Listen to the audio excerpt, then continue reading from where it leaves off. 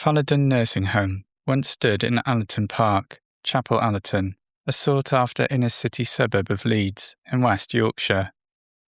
During January 1991, the building and overgrown grounds were in the midst of extensive renovations. On the afternoon of January 14th, a builder dropped off some timber at the site, near a wall along the perimeter of the gardens. The following day, Tuesday, January 15th, the builder returned to carry out the work, but received an awful shock when he found a dead body lying on top of the timber. The partially clothed corpse was in an almost mummified state, and was thought to be the body of a man.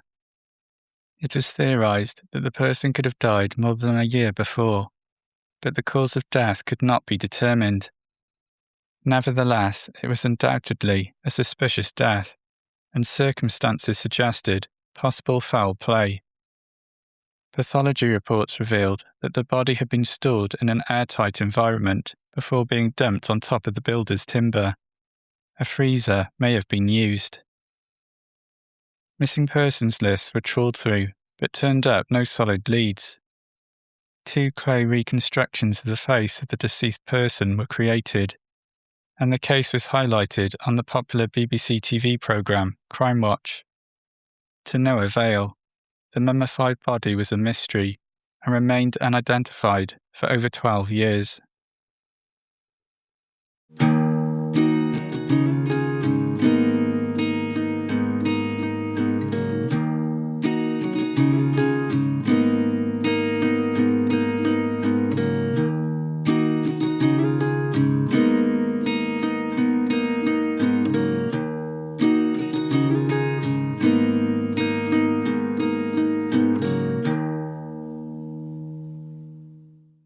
Persons Unknown is a true crime podcast dedicated to unsolved murders and missing persons cases from all over the world.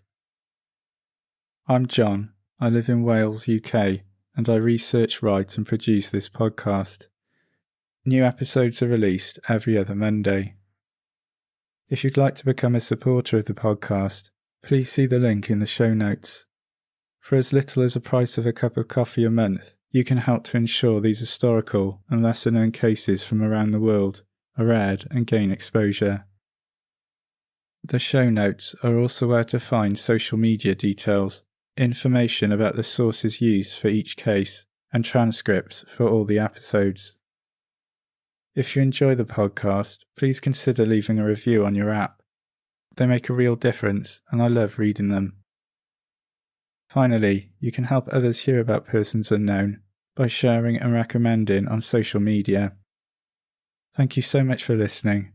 Now back to this week's episode.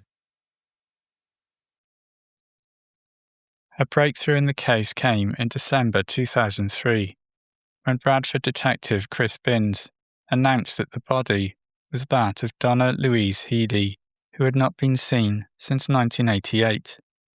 The initial conclusion that the remains belonged to a man were incorrect. The formal identification had been carried out using DNA analysis. Police had taken a saliva swab from Donna's mother and brother in October 2003 and had also taken other items from the family home that may have still contained Donna's DNA. I'm not exactly sure what made police initially tie Donna Healey to the remains, but according to the Bradford-based newspaper, The Telegraph and Argos, October 23, 2003, various factors suggested the body was that of Donna. DNA confirmed their suspicions. Donna had not been seen by her family since the eve of her 18th birthday in March 1988. She left her home on Roxby Street in Little Horton, Bradford, after a family disagreement and disappeared.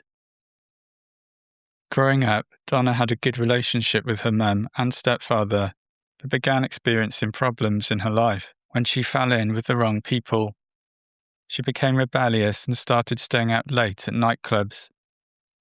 Family relations became strained, and eventually, one day, Donna packed her bags and left, never to return. Police believe that after leaving home, Donna moved away from Bradford and went to live in Leeds. Here she engaged in sex work. The Telegraph and Argos reported in December 2004 that Donna had operated as a sex worker in the Hare Hills area of the city. Investigators said the last time Donna was reported to be seen alive was when she appeared on a prostitution charge at Leeds Magistrate Court in March 1988. I'm unsure if this was just before or shortly after she left her Bradford home for the last time. Police believe she was killed shortly after this. After the identification of Donna's remains, an appeal was made to women who were working as sex workers in Leeds in 1988. Anyone who may have known Donna was asked to come forward. It was theorised that her death was probably linked to her line of work. The problem was that West Yorkshire police were playing catch-up, as so many years had passed since Donna went missing. It was very difficult to locate people who knew and remembered Donna from that time. The public were reminded by investigators of historical and cultural news stories that happened during the month of January 1991 to aid memory recollection. Such events were Prince Charles being caught up in an avalanche in Switzerland and cricketer Ian Botham being fined for offensive behaviour on a plane. Popular songs at the time were I Should Be So Lucky by Kylie Minogue and Don't Turn Around by Aswad. There were many questions surrounding why it had taken so long for Donna's remains to be identified. It became obvious that there had been confusion over when Donna had been officially listed as a missing person. Shortly before the identification of Donna's remains, the family publicly criticised police for what they said was a failure to act 15 years ago. West Yorkshire Police claimed that when the remains were found at Allerton Park in 1991, they were not linked to Donna because she was not reported missing to them until 1997. According to a 2019 Mirror newspaper interview with Donna's mother, she reported Donna missing to police in 1988, a few months after she had left home. I should say here that I'm not using Donna's mother's name, as in more recent times she has not wanted her name printed. Donna's stepsister was quoted by the Telegraph and Argus in 2003 as saying the family notified the police twice soon after Donna's disappearance. The first time was 4 to 5 months after Donna left home, and the second a year later, but the police had not seemed interested. It was not the first time Donna had left home, and as she had turned 18, she could do what she liked. In the interview, Donna's stepsister agreed that the police were in a difficult position, as Donna was legally an adult and could come and go as she pleased. I have found newspaper articles that mention Donna as a missing person before 1997. In February 1994, the depraved crimes of Fred and Rose West first came to the public's attention. Following the horrors discovered at Cromwell Street, Gloucester, many missing persons cases from across the UK were re-examined. In November 1995, the Telegraph and Argus ran an interview with Donna's mother, then aged 45, who feared that her daughter could have fallen victim to the Wests. She pleaded with her daughter to get in touch and said that the past had been forgotten. In the article, it is stated that Donna is now in the missing persons register. I cannot offer an explanation for the confusion, but in hindsight it is clear that Donna was badly let down by the system. Almost a year after the identification, an inquest into Donna's death was held in Leeds. Due to the state of the remains, a cause of death could not be determined, and so it was tricky for the death to be officially classed as a murder. That being said, all the evidence that was available pointed to a suspicious death. DI Chris Binns of Bradford South CID shared how the investigation sought to employ the services of scientists in Germany in an attempt to find out the exact means by which Donna's body had been stored. It had definitely been in a dry and cool place, somewhere inside a building. Years later, an article in Leeds Live, January 15, 2019, states as fact that tests undertaken by police revealed the body was stored in a freezer, but as far as I can see, investigators have never officially said this. It was revealed at the inquest that undisclosed items found at the scene were undergoing a forensic review. Donna's clothing, as well as particles of dirt and grass found on the body, continued to be tested. It was confirmed that a toxicity report showed Donna's remains had no traces of morphine or any other drug in her system. Potential links with other crimes were being looked into. Donna's case was one of many being examined by researchers from the National Crime Facility who were comparing similar murders that involved the storage of a body. The implication being that Donna may have been the victim of a serial killer. At the time of the inquest, this work was ongoing, and many years later, the angle would resurface. Around the time of the inquest, Donna's case featured on BBC Crime Watch, and police received 20 calls in response. Even with all this hard work and effort, ultimately, the case did not see any resolution. Following the inquest, Donna's remains were laid to rest, and after 16 years, the family were finally able to say their goodbyes. The case remained unsolved, but Donna was not forgotten. Almost a decade later, in 2013, the investigation was relaunched, which witnessed Donna's mother making an emotional plea to the public for help. It was felt that there were people still out there, sitting on important information, which could see the case finally solved. According to Detective Chief Inspector John Morgan, the answer to Donna's death lay in the Allerton Park area, where the remains were found. Psychological profiling experts had reviewed the case and said indications were that the location where the body was left had not been chosen at random. Whoever had left the body at the grounds of the nursing home had a connection to the place and likely lived or worked nearby. Donna's body had been stored by the killer for several years. What had made them choose that moment to dispose of the remains? The public were urged to think back to January 1991, as police hypothesized that a significant event in the killer's life, or a change in personal circumstances, may have occurred at that time. This event, perhaps a house move, or the start or indeed end of a relationship, could have triggered the moving of the body after such a long period of time. Another possibility is that the means of storage had been compromised, like a chest freezer breaking down. Again, it was made plain that there was still thought to be a connection between sex work and Donna's death. Police thought it possible that a client of Donna's could be responsible, and emphasised that the disposal site for the body was less than a 10-minute car drive from the Hare Hills area where Donna worked. The next major development in the case happened in January 2019, when several news sources, including the Mirror, claimed that police were investigating the possibility that Donna could be a victim of convicted murderer John Taylor. John Taylor is someone I mentioned in the episode I did on the 1992 unsolved murder of Yvonne Fitt. Yvonne was 33 when she was found stabbed to death in Lindley Wood in the Yorkshire Dales. Yvonne had been working as a sex worker in Manningham in Bradford and Hare Hills in Leeds. In 2019, former detective Chris Clark claimed that John Taylor should be considered a suspect in Yvonne's murder, as well as several other deaths of girls and young women in the north of the UK, including Donna Healey. John Taylor has never been charged in connection with Donna's death. As far as I can see, he has never responded to accusations that he may be involved in other killings. The following is a summary of John Taylor's known crimes and explains why he is viewed by some as a potential suspect in Donna's case.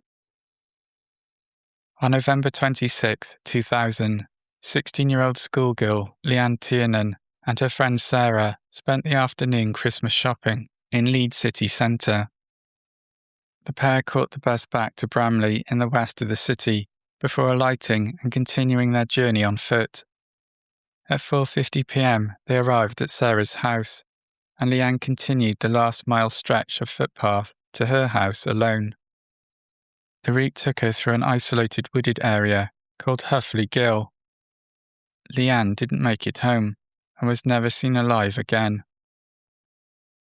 Leanne's mum Sharon tried ringing her mobile at 5:20 p.m, but the phone merely rang for some time before cutting off. She attempted to call again, but the phone was switched off after 4 rings. At 7 p.m, Sharon contacted the police and reported her daughter missing. The largest missing persons investigation ever seen in West Yorkshire got underway, led by Detective Superintendent Chris Gregg. Waste collections were stopped so individual houses could have their bins inspected, and teams of police divers combed through the weed-infested pools and rivers. Almost 3 miles of canal were drained, and 800 houses plus 1,500 gardens that ran from the bus stop to Leanne's home were checked. There was a lot of rough, open space and woodland in the vicinity, but no stone was left unturned in the quest for clues. A reconstruction was organised by police, with Leanne's older sister Michelle walking the route taken by her younger sibling on the evening she vanished. A few sightings of Leanne in various locations around Yorkshire were reported, but nothing concrete ever materialised, and family and the police were left suspecting the worst. One person did contact police and reported hearing a scream on the evening Leanne went missing. An e-fit of a man seen walking a small dog in the area was released. The man had not been seen there before, but was noticed by several people in the days leading up to Leanne's disappearance. He had not been seen since. The next 9 months proved an agonising period for Leanne's parents, as they continued to make appeals in the media for information leading to the safe return of their daughter. The couple, who were divorced, were very much united in fighting for their daughter. Unfortunately, their worst fears were realised in August 2001. On the 18th of that month, a dog walker was strolling through Lindley Woods, near Otley, 13 miles from Bramley, Leeds, where Leanne was last seen, when they came across a dead body, wrapped in a floral-patterned duvet. It was very close to a well-used car park, and only about 100 metres from where Yvonne Fitt's body had been discovered 8 years before. The body was identified as Leanne Tiernan. Her hands had been bound using cable ties, and a knitted scarf had been tied around her neck.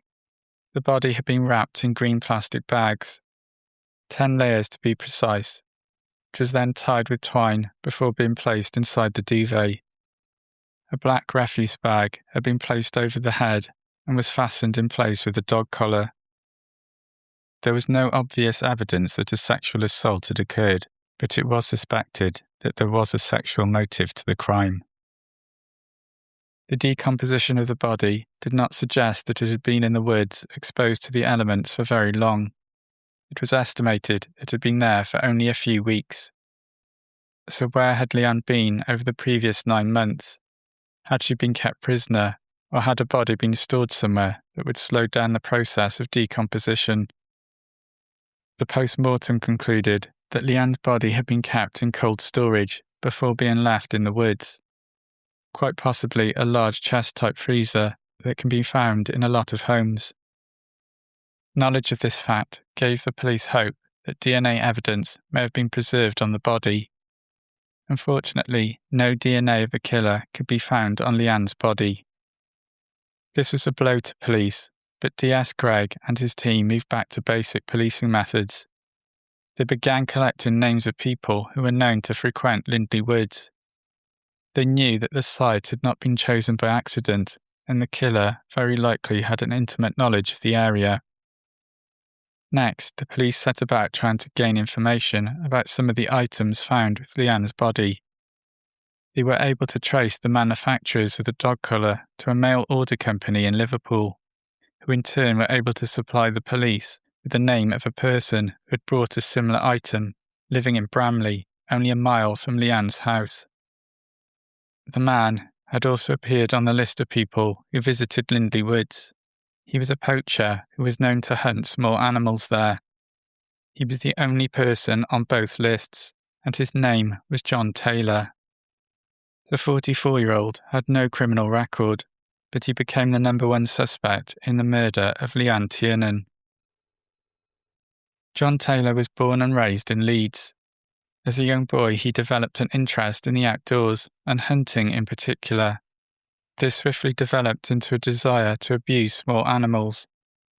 This disturbing habit progressed as an adult, and he had been witnessed stabbing to death a fox, as well as torturing rabbits. The dark side of John Taylor was hidden from view. His neighbours knew him to be a regular bloke, who they counted as trustworthy.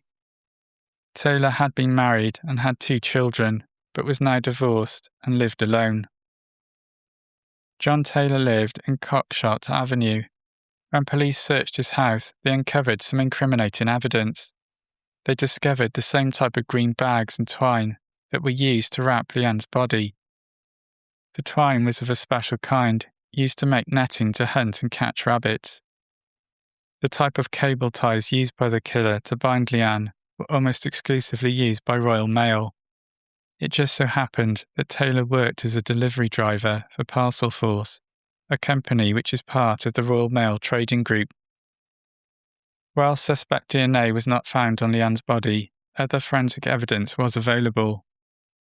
A dog hair was found on Leanne's sweatshirt, and police attempted to create a DNA profile of the dog it belonged to. Forensic experts employed in Texas were able to develop a profile. It was the first case in Britain where animal DNA was used to try and solve a crime. John Taylor was known to own a dog, but by the time he was arrested, the dog was missing and he claimed that it had died recently. Small pink carpet fibres were found on Leanne's sweatshirt, which matched those found on a nail in the floorboards of Taylor's house. He had removed the carpet, but these few strands were enough for a comparison to be made. Taylor was arrested on October 16, 2001, and 2 pieces of compelling forensic evidence soon followed that sealed his fate. Under floorboards at Taylor's house, traces of blood were found that were positively identified as belonging to Leanne. This put the 16-year-old in Taylor's house and suffering from an injury. Further confirmation of Taylor's guilt came when a human hair was detected in the knitted scarf that had been wrapped around Leanne's neck. Standard DNA testing could not create a profile from the hair root, so a more advanced technique was used. Mitochondrial testing was carried out, and a profile was compiled from the minuscule amounts of DNA in the hair shaft. It belonged to John Taylor. Excavations of Taylor's garden unearthed the bodies of several small animals, including 4 dogs, one of which had a crushed skull. A meat cleaver is believed to have been the weapon used. After hearing news reports that police were looking for a man seen walking a dog in the vicinity of Huffley Gill before Leanne's disappearance, it is theorised that Taylor killed his dog to distance himself from the crime. At first, Taylor admitted that he had abducted Leanne, but said her death had been an accident. He claimed she had fallen off the bed and hit her head. He had then attempted to move her using the scarf around her neck to pull her. This, he said, is when she must have died. Needless to say, no one was buying that explanation, and he eventually pleaded guilty to Leanne's abduction and murder. Taylor ran a pet food business to supplement his income and had 3 large freezers in his home. A witness who would visit Taylor's house regularly said a large upright freezer disappeared one day without any explanation. It seems the only reason Leanne was discovered was because the freezer he used to store her body had broken down, and he therefore needed to dispose of the body. Taylor was reluctant to dispose of the body. For him, it was a trophy to constantly remind him of his crime. In July 2002, he was sentenced to life imprisonment with the possibility of parole after 20 years. The judge said Taylor's crime had been cold and calculating and described him as a sexual sadist. Sharon Hawkhead, Leanne's mother, said that although it was good that her daughter's killer had been jailed, for the family, the agony would continue. Referencing the possibility that John Taylor could one day be paroled and out on the streets again, she said that life should mean life. After the guilty verdict, a former partner of Taylor spoke of his desire to tie women up and said he had expressed to her that he wanted to have sex with her 15-year-old daughter. This was 3 months after Leanne had gone missing. Taylor would correspond with women all over the country asking for sex. He would often travel long distances across the UK for this purpose. A year later, Taylor was linked via his DNA to 2 sexual assaults from the late 1980s. On October 18, 1988, he assaulted and raped a 32-year-old woman on Wasteland and Huffley Gill, the same location where he had attacked Leanne Tiernan. Taylor had attacked the woman with a knife. He had protected his identity by wearing a mask over his face. A year later, he broke into the house of a 21-year-old woman. He bound and blindfolded her before abusing and raping her, whilst her baby was asleep in the next room. In 2003, Taylor was given an additional life sentence for these offences, and his parole was extended to 30 years. 15 years later, in 2018, Taylor pleaded guilty to a range of offences, including rape and assault on several women and a 7-year-old girl, dating from 1977 to 1996. The fact that Donna Healey's body had been stored for a long period of time, probably in a freezer, obviously bears similarities to the case of Leanne Tiernan. This, coupled with the fact that John Taylor was known to use sex workers and lived just 5 miles away from where Donna's body was dumped in 1991, means retired Detective Chris Clark believes he has to be considered a suspect in her death. As well as the cases of Donna Healey and Yvonne Fitt, Chris Clark also believes John Taylor should be looked into for the following crimes. Lindsay Reimer was 13 when she went missing in 1992 after leaving her home in Hebden Bridge, West Yorkshire, on an errand to buy cornflakes.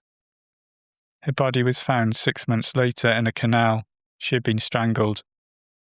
Just to note, an arrest was made in this case in October 2025. The person is currently released on bail. In 1995, the body of 20-year-old Deborah Wood was discovered at Leeds railway station. Attempts had been made to burn the body, but tests showed it had been kept in cold storage for 10 days before being dumped. This location was less than 2 miles from John Taylor's home. Anne Ballantyne was a 20-year-old woman whose body was found floating in the Union Canal in Edinburgh, Scotland. Taylor was known to visit a brothel in Glasgow that was very close to where Anne lived. In January 2019, Detective Superintendent John Griffiths of the Homicide and Major Inquiry Team from West Yorkshire Police confirmed that Donna Healey's case was undergoing a new review. A number of potential lines of inquiry were said to be being examined. He would not name any individual who was or had been part of their inquiries, and confirmed Donna Healey's death remained unexplained. John Taylor is now 69 years old and remains behind bars for the murder of Leanne Tiernan and the additional sex attacks of which he was convicted. I believe he is being held at Wakefield Maximum Security Prison in West Yorkshire. He has not been charged with any additional murders. The suspicious death of Donna Healey remains an open case. If you have any information that could help solve it and provide answers for the family, you can contact Crime Stoppers anonymously on 0800 555 111.